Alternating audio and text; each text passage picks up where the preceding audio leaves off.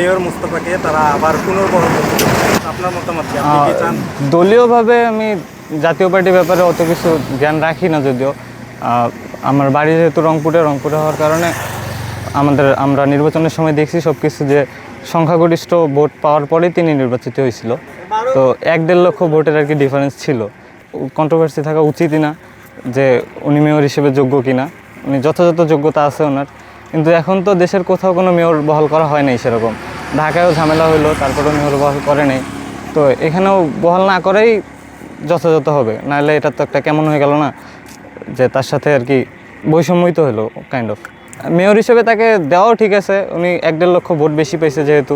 আবার মেয়র হিসেবে দিলেও বাংলাদেশের অন্য কোথাও তো মেয়র হিসেবে দেওয়া হয়নি, তো এই দিক থেকে আবার বৈষম্যই হচ্ছে ঘুরে ফিরে।